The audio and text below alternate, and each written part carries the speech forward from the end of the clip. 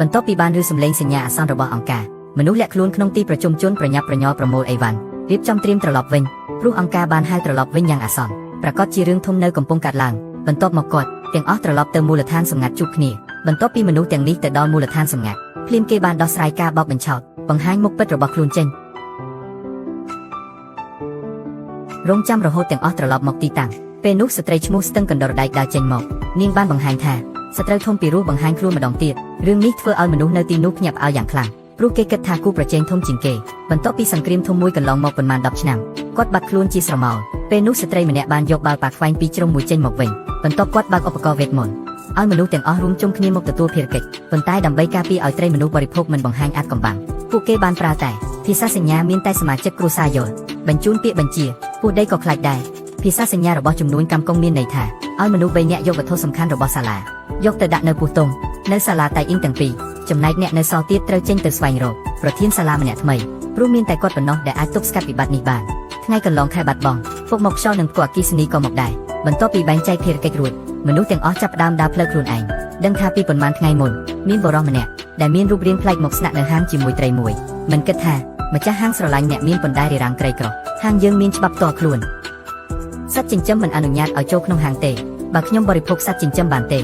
ម្ចាស់ហាងបានលើពាក្យនេះភ្លាមក៏ចាប់អារម្មណ៍ភ្លាមហើយចាប់ផ្ដើមប្រកួតប្រជែងឲ្យគាត់បរិភោគមួយបង្ហាញមើលមិនគិតថាវិនាទីបន្ទាប់ម្ចាស់ហាងក៏សោកស្ដាយភ្លាមឆ្លើយថាយ៉ាងហោចណាស់ខ្ញុំបរិភោគត្រីអាប់បង្ហាញរាងពិតរបស់វាភ្លាមហើយដេញតាមម្ចាស់ហាងដើម្បីបរិភោគគាត់ល្អនៅពេលនោះមានស្ត្រីម្នាក់ដែលមានរូបរាងមិនសូវស្អាតបានចូលមកជួយប្រើទូពីដាក់គ្រប់ត្រីអាប់ទុកមិនគិតថាត្រីអាប់នោះបានលោតដោយត្រីក្រឡាញ់ទឹកហើយបុកបំបែកទៅខឹងខ្លាំងគាត់ឈរឡើងវិញវាស្ត្រីអាក្រក់ម្ដងទៀតប៉ុន្តែនាងចាប់អណ្ដាតលេងសើចជាមួយគាត់បន្ទាប់មកស្ត្រីអាក្រក់ក៏បោះជើងបោកគាត់ហោះឡើងជាន់លើមិនគិតថាអង្គម្ចាស់វិញបានផ្ដល់ឱកាសឲ្យមនុស្សត្រីគេចខ្លួនបានបន្ទាប់មកស្ត្រីអាក្រក់បំលែងជាក្រណាត់ផ្កាដេញក្រោយពេលគាត់ស្គាល់ទីតាំងដែលត្រីអាប់លាក់ខ្លួនស្រីមុខអាក្រក់បានផ្លាស់ប្ដូរទ្រង់ទ្រីជាអ្នកបួសក្នុងផ្លែផ្លែហើយយោងតាមត្រនិចកំណត់អាប់នេះលាក់ខ្លួននៅក្នុងចន្លោះ3សង្វាក់មិនគិតថាពេលចូលទៅត្រូវបានអ្នកចាប់បរិសម្នាក់រារាំងកុំមកលេងល្បិចអាថ៌កំបាំងជាមួយខ្ញុំអីអ្នកដឹងហើយពីស្រីអាក្រក់និងអ្នកធ្វើព្រំពីនោះសុទ្ធតែជាការបំលែងដោយដើមឈើព្រើមួយរបស់ត្រាចិញ្ចឹមដែកពេលនោះត្រាចិញ្ចឹមដែកសង្កេតឃើញរូបគំនូរលើជញ្ជាំងហាក់មានអ្វីមិនប្រក្រតីពេលមើលយ៉ាងប្រុងប្រយ័ត្នត្រីនៅក្នុងនោះកំពុងធ្វើមុខភ័យខ្លាច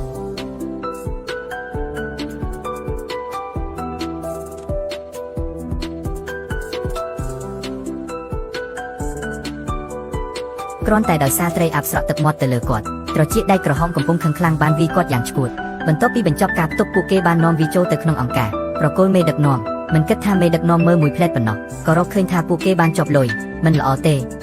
េដំណាក់កាលតូចត្រូវបានបំបត្តិខ្ញុំសង្ស័យអ្នកអាក្រក់មកវិញហើយត្រីនោះគឺចង់ឲ្យអ្នកចាប់វាមកវិញដោយចិត្តណាគោលបំណងគឺអ្វីគឺត្រូវស្វែងរកកន្លែងលាក់ខ្លួនរបស់យើងខ្ញុំមិនធ្លាប់ជួបប្រលានយន្តហោះធំបែបនេះមិនដឹងមានបងប្អូនណាដែលស្គាល់ទេថាអ្នកដឹកនាំនេះជានរណាអ្នកដឹងអាចសរសេរនៅក្នុងវិទ្យុបលបានណាឥឡូវវិធីតែមួយគត់គឺត្រូវរកឃើញមេដឹកនាំថ្មីឲ្យបានឆាប់ដូច្នេះពួកគេបានហៅសិស្សដែលលាក់ខ្លួននៅក្នុងទីក្រុងចាងអាឲ្យមកជួបគ្នាទាំងអស់វិញហើយបញ្ជាឲ្យគ្រប់គ្នាឲ្យចេញទៅស្វែងរកមេបណ្ឌិតមិនគិតថាពេលពួកគេរកឃើញមេបណ្ឌិតវិញត្រូវភ្ញាក់ផ្អើលមេបណ្ឌិតថ្មី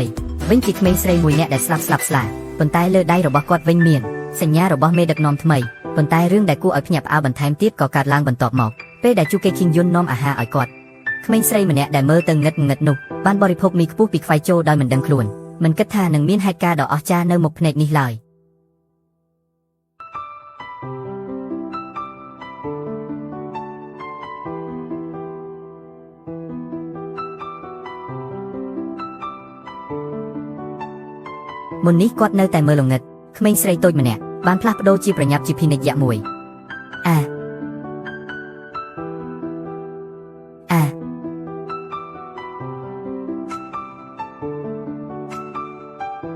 ឈៀងយុនដែលមិនបានប្រុងប្រយ័ត្នស្ទើរតែស្លាប់នៅក្នុងដៃរបស់គាត់សំណាងល្អនៅពេលសំខាន់ឈៀងយុនបានបោះបញ្ចូលប្រាក់ពី3ដុំបាញ់ចូលបេះដូងរបស់នាងយ៉ាងឆាប់រហ័សធ្វើឲ្យគាត់វិលមកជាមនុស្សវិញនៅពេលដូចគ្នានេះរំពេចនោះមានដង្កូវជាច្រើនបានបង្ហាញខ្លួននៅលើផ្លូវបន្ទាប់មកអាគមកាយោដៃបានដាក់ពន្ធនាគារក្រំដីរយៈពេលជាច្រើនឆ្នាំក៏បំបីការចាក់សោចេញផងដែរបន្ទាប់ដីចាប់ផ្ដើមរញ្ជួយផលិតផ្លាស់ប្ដូរយ៉ាងខ្លាំ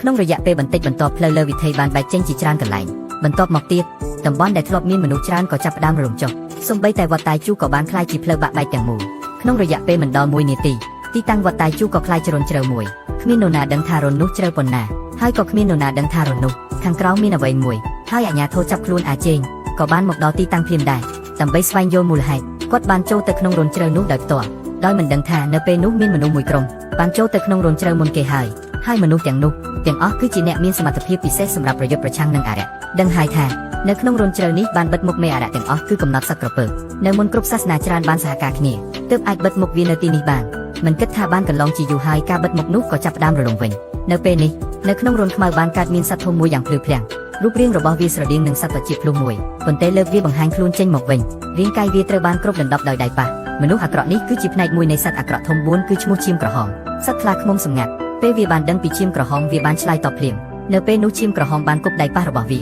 ហើយចាប់ផ្ដើមបង្វិលយ៉ាងលឿនមើលទៅគាត់ប្រកាសជាមកដើម្បីដោះស្រាយសត្វខ្លាព្រៃដូច្នេះមនុស្សទាំងអស់បានយកអាវុធចេញភ្លាមហើយរត់ទៅមុខដើម្បីបញ្ឈប់អាគីមូគីមិនគិតថាពួកគេមិនទាន់ចាប់ផ្ដើមសោះពួកគេរងវាយប្រហារដោយរលកសម្លេងអាគីមូគីឲ្យឈឺដូចស្លាប់ប៉ុន្តែអ្វីដែលគួរឲ្យខ្លាចជាងនេះរលកសម្លេងរបស់គាត់ក៏កាន់តែខ្លាំងឡើងផងដែរអាចេងដែលទៅតែទៅដល់បាត់ជ្រុះជ្រៅព្រោះសមត្ថភាពគាត់អន់ពេកបានរងឥទ្ធិពលពីលោកសម្លេងហើយបញ្ចេញឈាមពីមាត់ពេលរលកសម្លេងរបស់អាកេមុកឈប់ហើយ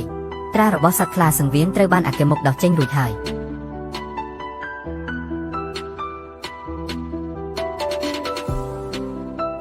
យពូប្រាថ្នាមិនឲ្យគាត់រស់ចេញទេមនុស្សប៉ុន្មានអ្នកចង់សម្លាប់ខ្លាសង្វៀនតែទើបតែដោះត្រាចេញនៅក្នុងដើមមិនគិតថាបៃហ៊ូទោះបីស្ថិតក្រោមការប្រហាររបស់ការស្ទាក់ស្នាមក៏ដោយកម្លាំងរបស់គាត់នៅតែខ្លាំងយ៉ាងខ្លាំងដដែលមនុស្សទាំងនេះមិនអាចទប់បៃហ៊ូបានពេលនោះបៃហ៊ូបានបញ្ចេញអំណាចអារក្សរបស់ខ្លួនហើយចាប់យកត្រាចិញ្ច្រាំដែកមកដើម្បីសម្លាប់គាត់មិនគិតថាអាចេងចាប់កាំបិតវែងវីចូលមកភ្លាមបៃហ៊ូឃើញដូច្នេះពេលនោះគេបានដាក់ស្ទើរត្រង់ធ្វើជាអ្នកសង្គ្រោះហើយចាប់អាចិនភ្លាមមិនគិតដល់ថាសកម្មភាពជាអ្នកសង្គ្រោះនារីនេះបានធ្វើឲ្យអាចិនបាត់ដៃមួយនិងជើងមួយដោយគ្មានវិធីផ្សេងទេមនុស្សប៉ុន្មានអ្នកនោះគ្រាន់តែអាចយកអាចិនទៅជិះលើទឹកដើម្បីគេចខ្លួនមុនគេក្រោយមកពួកគេបានប្រើប្រាស់បច្ចេកវិទ្យារបស់ក្រុមមួយដើម្បីបង្កើតជើងនិងដៃសិប្បនិម្មិតអាចិននិងឈើដែកមួយដំបងហើយដោយសារតែអ្វីនេះគាត់បានចូលរួមជាមួយក្រុមមួយអ៊ីមុនមិនគិតដល់ថាមេដឹកនាំក្រុមមួយអ៊ីគឺក្មេងស្រីល្ងងល្ងើនេះឯងទោះបីមើលទៅដូចជាក្មេងក៏ដោយតែសភាពនិងឈាមសាច់របស់គាត់មិនមែនជាមនុស្សធម្មតាអាចប្រៀបបានទេព្រោះក្មេងស្រីតូចនេះជាមនុស្សដើមជាចៅហ្វាយនៃសត្វសេរីល្អបុរាណ Phoenix នាងមិនត្រឹមតែមានសមត្ថភាពប្រយុទ្ធខ្លាំងប៉ុណ្ណោះទេប៉ុន្តែថែមទាំងមានអំណាចបណ្ដាលអ្វីឲ្យរស់ឡើងវិញផងដែរថ្ងៃនោះនាងបានស្នើឲ្យមើលបិចបាក់របស់អាចេងតែពេលនាងចាប់ស្មារបស់អាចេងមួយដៃវិញធ្វើឲ្យគាត់ឈឺរឹងរូសមិនស្រួលមិនគិតថាវិនាទីបន្ទាប់មានរឿងអស្ចារ្យកើតឡើងដៃរបស់អាឈឹងដែលបាត់បង់មិនគួរឲ្យជឿវាកំពុងលូតលាស់ឡើងវិញបន្តិចមួយភ្លាមនេះគាត់បានធ្វើឲ្យដៃអាឈឹងកើតឡើងវិញបន្ទាប់មកគាត់ក៏បានជួសជុលជើងធំអាឈឹងក៏បាត់ផងតែគាត់ក៏សន្លប់ចោលដោយសារប្រើកម្លាំងច្រើនពេកមិនបានរំពឹងទុកទេពេលនោះខ្លាឃ្មុំស្គាល់កម្លាំងគេមកសម្លាប់អ្នកបញ្ជាឲ្យមនុស្សធ្វើគុណឆ្មាត្រីកោងមិនអាចគេចផុតបានទេព្រោះកង់មាសនោះដូចជាឧស្សាហ៍មានដូចមូសនៅគ្រប់ទីកន្លែងហើយមនុស្សដែលអាចគ្រប់គ្រងកង់មាសជាច្រើននេះតាមចិត្តគឺបរិសុទ្ធដែលនៅមុខយើងនេះផ្ទាល់ក្នុងចំណោមពួកគេមានមនុស្ស2នាក់ចង់លាតផ្ដាដើម្បីបំបែកកង់មាសរបស់គាត់តែថែមទាំងមិនទាន់បដាទាន់បុកលើរាងកាយគាត់ផងត្រូវបានកង់មាសកាត់ជាបំណែកទាំងអស់ពេលនោះបងប្អូនផ្សេងទៀតរបស់បរិសុទ្ធនោះក៏មកជួយផងដែរចូលរួមជួយដៃជួយជើង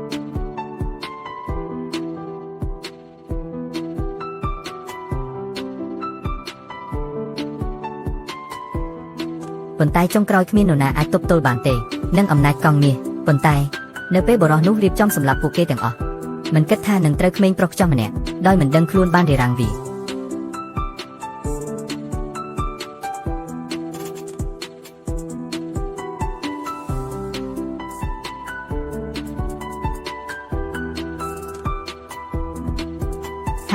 ាហាអេអូប្រធានតង់មុនក៏មិនបានគិតដល់ទេខ្លួនរស់ក្នុងពិភពវុទ្ធសាស្ត្រជាច្រើនឆ្នាំមិនជួបគូប្រជែងមិនគិតថាថ្ងៃនេះវិញត្រូវបានក្មេងឈួតនេះបង្រៀនមួយមេរៀនដូច្នេះគាត់សម្រេចចិត្តឲ្យក្មេងនោះសាកល្បងអំណាចរបស់ខ្លួនមិនគិតថាពេលនោះក្មេងនោះបានដើរលើឈើឆ្កាងមួយដោយចៃដន្យវាមកត្រូវច្រមុះគាត់ព្រមតតែត្រូវដឹងថាប្រុសក្មេងនេះមានកម្លាំងដ៏អស្ចារ្យមួយនៅក្នុងខ្លួនគ្រាន់តែគាត់មិនដឹងខ្លួនឯងទេដូច្នេះរាល់ពេលចេញល្បិចគឺច្របូកច្របល់មើលទៅស្រួលចិត្តស្ទើរតែឈួតធ្វើឲ្យព្រះមហាក្សត្រប្រមុតអ្នកខឹងខ្លាំងណាស់ពេលគាត់មិនពេញចិត្តហើយក៏កើតឡើងគាត់បានចាប់កប៉ាល់ក្មេងប្រុសនោះយ៉ាងរឹងមាំប៉ុន្តែក្មេងប្រុសនោះគ្រាន់តែឆ្លៀតដៃបន្តិចប៉ុណ្ណោះគាត់ក៏បានក្លាយជាចំណុចខ្ពស់បំផុតរបស់គាត់ហើយចុះព្រមឬនៅមិនគិតថានេះជាអធិការក្រុមគុនលុននៅតំបន់ខាងលិចទេមកធ្វើការលួចវាផងដែរបន្ទាប់ពីគាត់វាជាមួយចលនាផ្ទុះភ្លើងមួយសំណុំក្នុងពេលភ្លាមគាត់បានដុតព្រះក្សត្រព្រំជាអ្នកស្លាប់ស្ងួតមួយមិនគិតថាសូម្បីតែគុនលុនភ្លើងក្តៅក៏មិនអាចយកអីអាសេងបានដែរអ្នកជានរណាវិញមកទៀតហើយ ខ្ញុំជាភ្លើងក្តៅដៃនេះហើយបន្ទាប់ពីមានបទពិសោធន៍មុននោះអាហ្វេងមិនខ្លាចអ្វីទេគាត់ទៅផ្ទាល់តែម្ដងប្រើក្បាលទទួលបានដៃភ្លើងក្តៅហើយប៉ះវាចេញឲ្យហោះឆ្ងាយជាង100ម៉ែត្របន្ទាប់មករត់បន្តិចដើម្បីបន្ថែមកម្លាំងឈរឡើងភ្លាមវីដៃមួយវីឲ្យមេគុណលុនតំបន់ខាងលិចហោះឡើងទៅលើអាកាស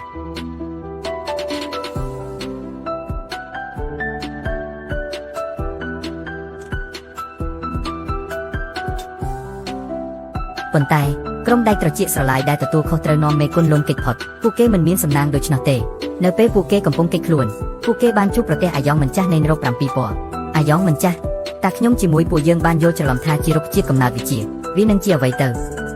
ខ្ញុំចង់បន្លាយឈាមកូនក្មេងនោះ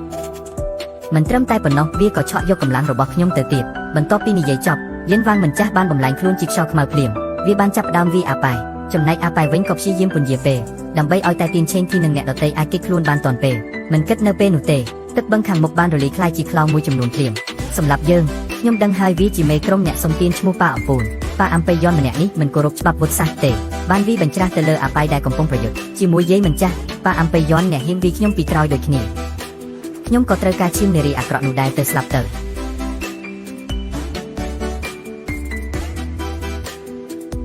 បន្ទាប់ពីសម្លាប់យាយមិនចាស់ប៉ាអំបិយ័នក៏ចាប់អាប៉ៃបានដែរសូម្បីតែត្រាទីហ៊ានដែកនិងជូកេឈីងយូនមិនអាចរត់គេចពីដៃអាក្រក់គាត់បានឥឡូវនេះអ្នកឯកទេសធំ3នាក់នៃសាលាវុធអិនក៏ត្រូវបានបាប៊ីយុនសម្លាប់អស់ដែរចំណែកឯមេបញ្ជាការដែលរាងកាយខ្សោយនៅពេលនេះគ្រាន់តែអាចមើលគាត់ដោយគ្មានអ្វីអាចធ្វើបានក្នុងចិត្តដ៏ឈឺចាប់យ៉ាងខ្លាំងគាត់បានស្រែកដោយសំណើចកំហឹងហាហាហាហាហា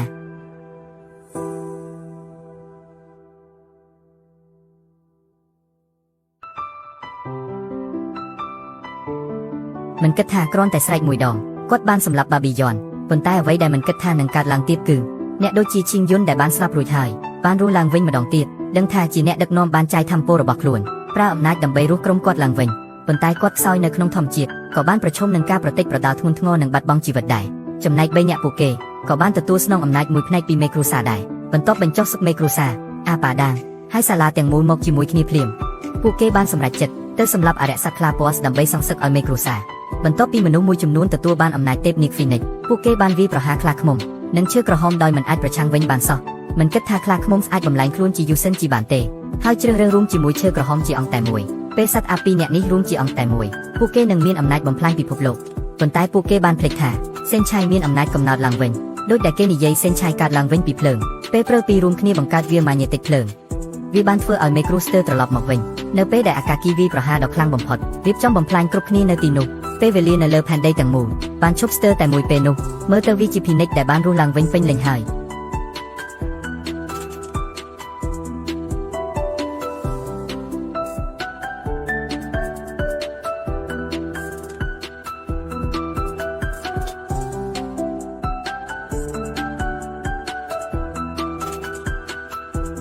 ភីនិកបានប្រើអំណាចវាយប្រហាររបស់អាកេមូគីបំបត្តិសត្វដ៏អាក្រក់បៃតងសត្វខ្លាឃ្មុំដោយផ្ទាល់បន្ទាប់មកក៏មិនពិបាកអ្វីទេភីនិកដុតអាកេមូគីជាធូលីពេលនោះភីនិកក៏បានបំលែងខ្លួនវិញជាមនុស្សហោះចេញពីការផ្ទុះដ៏ខ្លាំងនោះត្រូវតែសារភាពថាការមានអោររស់ឡើងវិញវាស្រស់ស្អាតមែន